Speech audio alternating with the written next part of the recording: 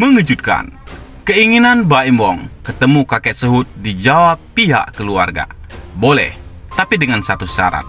Keinginan Baim Wong untuk ketemu langsung dengan kakek Suhut mendapat jawaban dari pihak keluarganya. Pihak keluarga kakek Suhut memperbolehkan, tapi dengan satu syarat. Seperti diketahui, video Baim Wong marah ke kakek Suhut yang diunggah di channel YouTube Baim Paula viral dan menjadi sorotan warganet. Tidak berselang lama, Baim Wong pun mengungkapkan penyesalannya dan ingin bertemu langsung dengan kakek Suhut. Menjawab permintaan Baim, anak dari kakek Suhut, Dodi, mengatakan tidak ingin membuat panjang masalah tersebut. Dia dan ayahnya bersedia membuka pintu untuk membicarakan masalah yang kini sedang viral ini secara kekeluargaan. Enggak masalah, kalau emang mereka mau bertemu, membicarakan ini baik-baik. Enggak masalah, kata Dodi. Tapi dengan satu syarat, Baim tidak merekam dan membuat konten lagi pertemuan mereka nantinya. Cuma offline aja, saya nggak mau itu diambil jadi konten, nanti dijual lagi di YouTube, imbuhnya. Secara pribadi, dia tidak ingin masalah ini berlarut-larut dan semakin panjang. Dodi justru ingin hal ini segera diselesaikan dan tidak perlu dibuat menjadi seramai sekarang. Kalau saya nggak pengen ini panjang, ya udah, yang udah, nggak usah dibikin ramai, ucap Dodi. Kalau emang kejadiannya seperti ini ya udah, nggak apa-apa, nggak masalah, biar cepat clear, takutnya tambah panjang, lanjutnya. Baim mengungkapkan penyesalan atas aksi memarahi kakek Suhut. Ia juga membagikan momen kelahiran buah hati keduanya, Kenzo Eldrago Wong. Maaf untuk kesalahan saya, untuk kakek Suhut. Maaf ya, saya salah, tulis Baim. Suami Paula Verhoeven ini menyesal. Seharusnya bisa lebih sopan ketika memberikan teguran pada kakek Suhut. Pun ia kini banyak belajar atas kejadian beberapa waktu lalu. Baim turut mengungkapkan keinginan agar bisa bertemu dan meminta maaf langsung pada kakek Suhut. Seharusnya saya bisa lebih sopan, banyak belajar saya. Kalau memang diizinkan, insya Allah nanti kalau bisa saya mau ketemu untuk bilang langsung. Sekali lagi maaf Pak, lanjut Baim. Di sisi lain, Baim mengucap syukur atas teguran yang diberikan untuknya.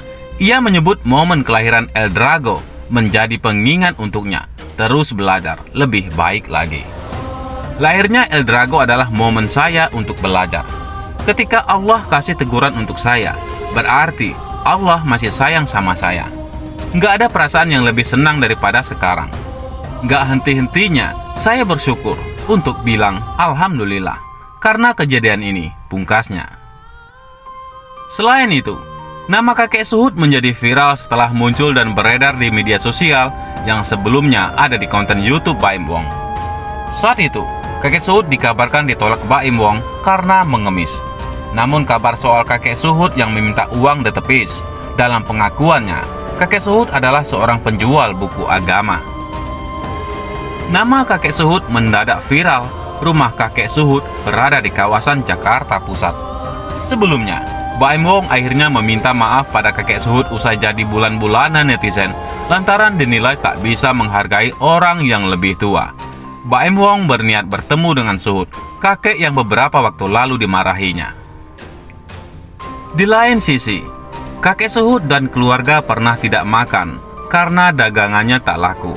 Suryansah, pengusaha asal Samarinda, Kalimantan Timur atau Kaltim, menjadi perbincangan usai dirinya langsung ke Jakarta untuk membantu kakek Suhut. Sasa, panggilan akrabnya, merasa prihatin dengan kisah hidup kakek berusia 70 tahun itu.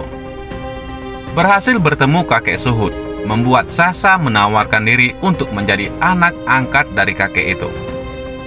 Kemarin, Selasa, 12 Oktober 2021, kakek Suhut pun resmi jadi bapak angkat Sasa. Namun siapa sangka, kisah hidup kakek Suhut juga menyedihkan. Bersama Sasa di sebuah warung makan, sembari menyantap makanan. Kakek itu bercerita, alasannya dirinya masih bekerja di usia senja. Semua anaknya itu pekerja, tapi sayang, namanya nasib. Siapa yang tahu kan, ada yang di PHK karena COVID-19. Jadi, karena tidak mau merepotkan anak-anaknya, kakek Suhut kerja jualan buku, kata Sasa. Sasa menjelaskan, sebagai penjual buku keliling, kadang jualan kakek Suhut tak ada yang laku. Walhasil, ia dan keluarganya pun tak makan karena itu. Di situasi kayak gini, masih ada yang kayak gitu, tidak makan karena jualannya nggak laku. Saya yang dengar nggak tega, sambungnya. Menurut cerita Sasa, kehidupan anak-anak kakek Suhut juga susah, hanya mampu berpasrah pada hutang, yang akhirnya menyebabkan mereka cuma bisa mencari nafkah untuk membayar hutangnya. Gali lubang tutup lubang jadinya, katanya. Kakek Suhut dan keluarganya tinggal di rumah mertua anaknya. Kehidupan mereka memprihatinkan dengan rumah ukurannya kecil dan harus menampung semua keluarga besar kakek Suhut. Ketika ia ditolak untuk dibantu dengan Mbak Embong, beredar isu bahwa kakek-kakek Suhut sakit, dijelaskan Sasa. Ketika ia datang dan bertemu bapak angkatnya itu, kondisi kakinya sudah membaik. Mukjizat sih, karena mungkin ia juga istirahat yang cukup ya. Walaupun sekarang banyak banget wartawan yang datang ke rumahnya bapak buat wawancara. Saya bilang nggak apa-apa, diladeni saja, asal ingat istirahat, pungkasnya.